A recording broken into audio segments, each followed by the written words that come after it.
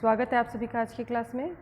पिछली कक्षा में हमने कक्षा 10वीं में सत्ता की साझेदारी पाठ का अध्ययन किया था। अब तक हमने इस पाठ में जो भी अध्ययन किया है उसमें दो देशों की अलग अलग परिस्थितियों के बारे में बात की। पहला देश था बेल्जियम, जहाँ पर दो अलग अलग जातियों के लोग निवास करते थे। राजधानी क्षेत्र की जनसंख्या के अनुपात में अंतर था, कुल जनसंख्या के अनुपात में अंतर था। इसके अलावा उनमें आर्थिक रूप से भी भिन्नता थी। और दूसरा देश हमने देखा श्रीलंका। श्रीलंका के अंदर भी वहाँ की मूल जनजाति सिंहली और तमिलनाडु से जाकर बसने वाली जनजातियों में कुछ मतभेद पाए जाते थे। इन दोनों ही देशों के उदाहरणों से हमने ये देखा कि जहाँ श्रीलंका में सिंहली जाति ने अपने वर्चस्व को स्थापित करने का प्रयास किया तो उसका परिणाम ये हुआ कि तमिलनाडु के जो लोग थे उन लोगों से उनका संघर्ष प्रारंभ हो गया और देश एक गृह युद्ध की ओर चल पड़ा। वहीं बेल्जियम में दोनों समुदायों ने आपस में मेलजोल से एक दूसरे के अस्तित्व को स्वीकार करते हुए संतुलित एक व्यवस्था को जन्म दिया, जो कि उस समय की घटनाओं को, उस समय की परिस्थितियों को देखते हुए अकल्पनीय लग रही थी, लेकिन फिर भी उन्होंने उसे अपनाया, जिससे कि उस देश की जो व्यवस्थाएं थी वो सुचारू रूप से एकदम बिना किसी असंतोष के चलने लग गई थी। कुछ चीज़ें हमने पढ़ ली थी, कुछ चीज़ें आज हम पढ़ने जा रहे हैं। तो वहीं हम बेल्जियम की समझदारी की बात कर रहे थे, तो वहाँ पर हमें दो बिंदुओं का अध्ययन कर लिया था। आज हम आगे पढ़ते हैं। केंद्र और राज्य सरकारों के अलावा यहाँ एक तीसरे स्तर की सरकार भी काम करती है, यानी सामुदायिक सरकार। इस सरकार का चुनाव एक ही भाषा बोलने वाले लोग करते हैं। डच, फ्रेंच और जर्मन बोलने वाले समुदायों के लोग, चाहे वे जहाँ भी रहते हों, इस सामुदायिक सरकार को चुनते हैं। इस सरकार को संस्कृति, शिक्षा और भाषा जैसे मामलों पर फैसले लेने का अधिकार है। आपको बेल्जियम का मॉडल कुछ जटिल लग सकता है। निश्चित रूप से यह जटिल है, खुद बेल्जियम में रहने वालों के लिए भी, पर यह व्यवस्था बेहद सफल रही है। इससे मुल्क में गृह युद्ध की आशंकाओं पर विराम लग गया है, वरना गृह युद्ध की स्थिति में बेल्जियम भाषा के आधार पर दो टुकड़ों में बट गया होता। हमने इसका चित्र देखा था, मानचित्र मैंने आपको दिखाया था बेल्जियम का, और कलर चार्ट के माध्यम से इन्होंने अलग अलग जातियों के लोगों को इंडिकेट किया था। तो हम देख रहे थे वो बराबर दो भागों में बट रहा था, है ना। तो ये बात बिल्कुल ठीक प्रकार हम समझ सकते हैं कि अगर ऐसी स्थितियां यहाँ पर होती तो निश्चित रूप से बेल्जियम जो है वो दो भागों में बट जाता। जब अनेक यूरोपीय देशों ने साथ मिलकर यूरोपीय संघ बनाने का फैसला किया तो ब्रुसेल्स को उसका मुख्यालय चुना गया। ठीक है, अब देखिए यहाँ पर कुछ प्रश्न दिए जा रहे हैं। कोई एक अखबार पूरे हफ्ते भर पढ़ें और फिर युद्धों और लड़ाइयों की खबरों को उतरने जमा करें। 5-5 विद्यार्थियों के दो समूह एक साथ, ये चलो क्रियाकलाप है, हम बाद में देख लेंगे। बाकी आगे हम बेल्जियम के बारे में कंटिन्यू करते हैं। बेल्जियम और श्रीलंका की इन कथाओं से हमें क्या शिक्षा मिलती है। देखिए, हमने दोनों की परिस्थितियों को देखा, दोनों की भौगोलिक स्थिति को देखा, दोनों के अंदर सरकारों ने क्या क्या काम किया, ये भी हमने बहुत अच्छी तरह से समझ करके पढ़ लिया है। अब हमें इनसे शिक्षा क्या मिली। दोनों ही देश लोकतांत्रिक हैं, फिर भी सत्ता में साझेदारी के सवाल पर उन्होंने अलग अलग ढंग से निपटाने की कोशिश की। बेल्जियम के नेताओं को लगा कि विभिन्न समुदायों और क्षेत्रों की भावनाओं का आदर करने पर ही देश की एकता संभव है। इस एहसास के चलते दोनों पक्ष सत्ता में साझेदारी करने पर सहमत हुए। ठीक है, इन्होंने क्या किया, सत्ता में बराबर एक दूसरे के वर्चस्व को स्वीकार कर लिया। लेकिन इसके विपरीत श्रीलंका में क्या हुआ, श्रीलंका ने ठीक उल्टा रास्ता अपनाया।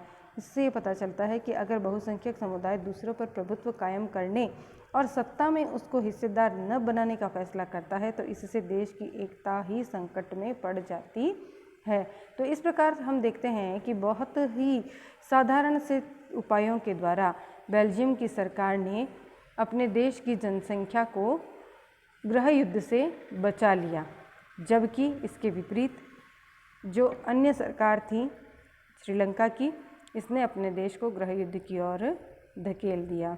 तो बाईं तरफ एक कार्टून इसने दे रखा है, देखो यहाँ पर गवर्नमेंट का बाईं तरफ अंकित कार्टून में जर्मनी की एक समस्या का संकेत किया गया है। यहाँ क्रिश्चियन डेमोक्रेटिक पार्टी और सोशल डेमोक्रेटिक पार्टी नामक दो बड़ी पार्टियों का गठबंधन सरकार है।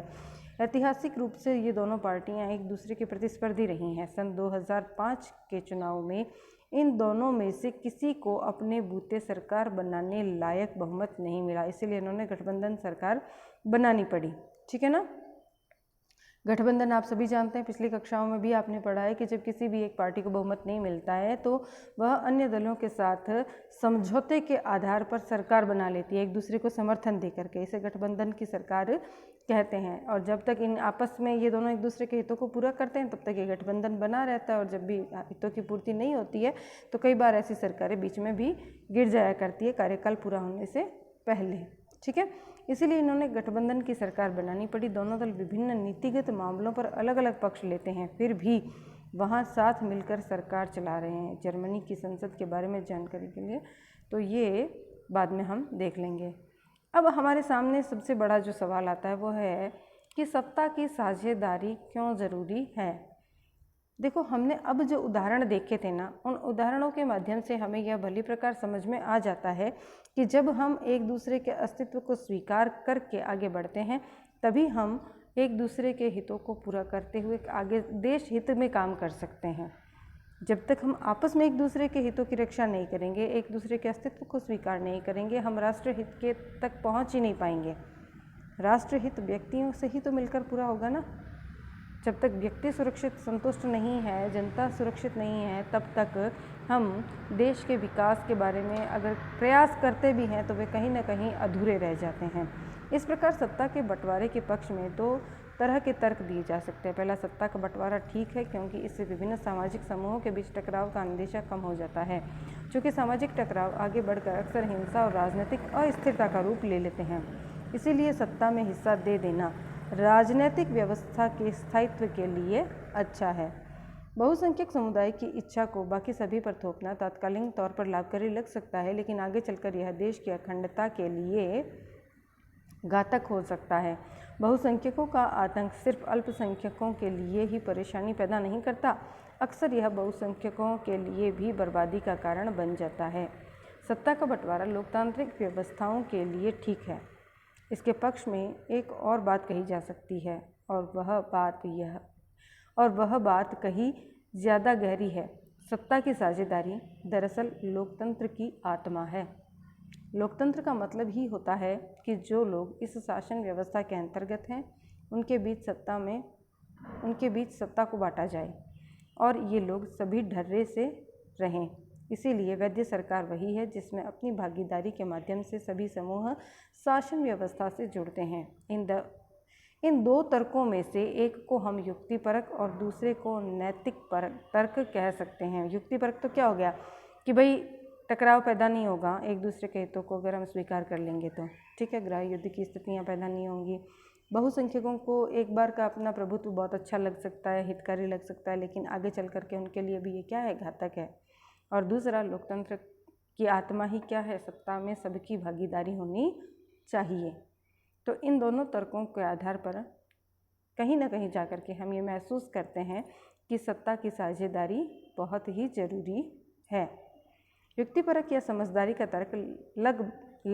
तर्क लाभकर परिणामों पर जोर देता है, जबकि नैतिक तर्क सत्ता के बंटवारे के अंतर्भूत महत्व को बताता है। ठीक है, अब देखिए यहाँ पर एक स्टोरी देने का इनका एक ट्रेंड है। एनसीईआरटी की जो नई बुक्स आई हैं उनमें रोचक बना देते हैं पाठ को, ठीक है ना। तो खलील की उलझन है यहाँ पर एक, जैसा कि होता आया है इस बार भी विक्रम रात की खामोशी में अपनी मोटरसाइकिल चलाई जा रहा था और बेताल उसकी पीठ पर बैठा था। विक्रम बेताल की कहानी जो हमने बचपन में खूब सुन रखी है उसकी लोकेशन ले रही है।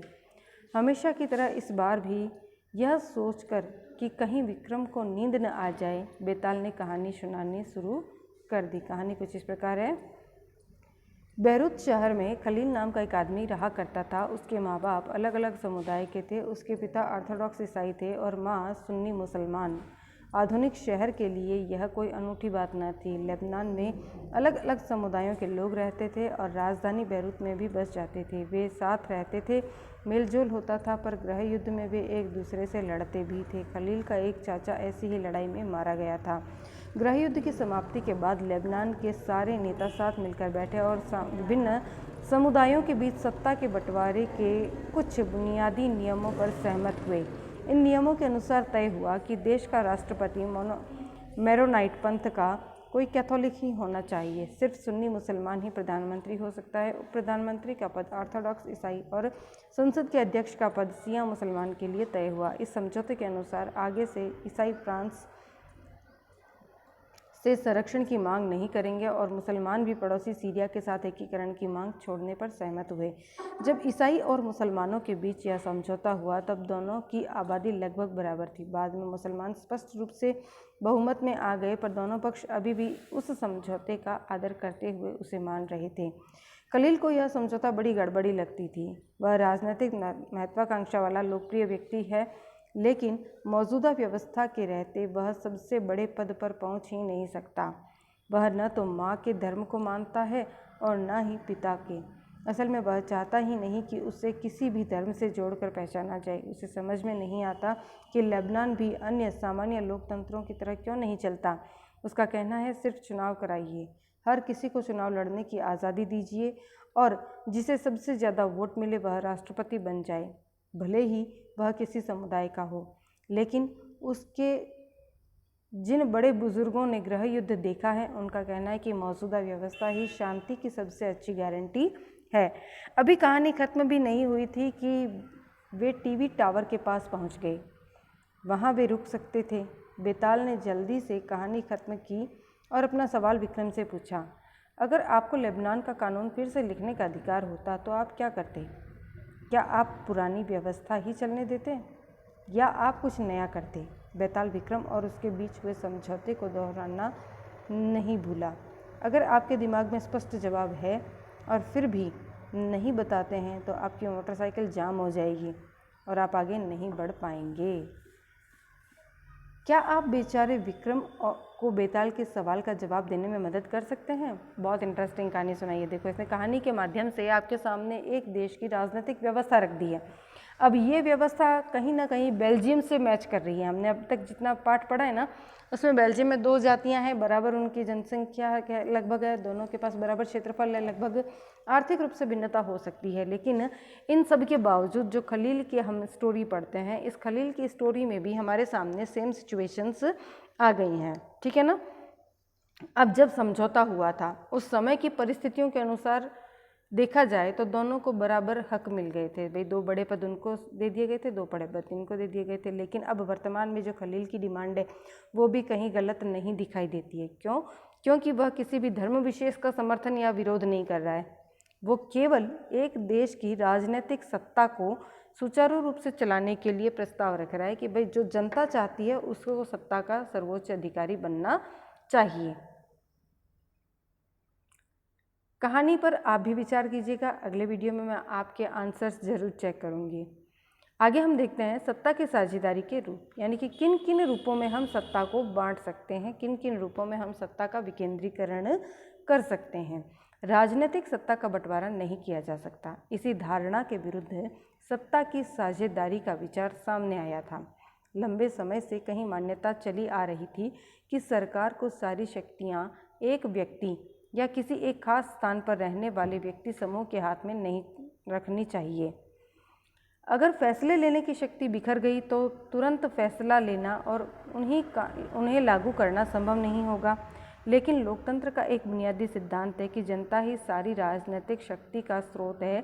इसमें लोग स्वशासन की संस्थाओं के माध्यम से अपना शासन चलाते हैं। एक अच्छे लोकतांत्रिक शासन में समाज के विभिन्न समूहों और उनके विचारों को उचित सम्मान दिया जाता है और सार्वजनिक नीतियां तय करने को सबकी बातें शामिल होती है। इसीलिए उससे लोकतांत्रिक शासन को अच्छा माना जाता है, जिसमें ज़्यादा से ज़्यादा नागरिकों को राजनीतिक सत्ता के हिस्सेदार बनाया जाए। ठीक है।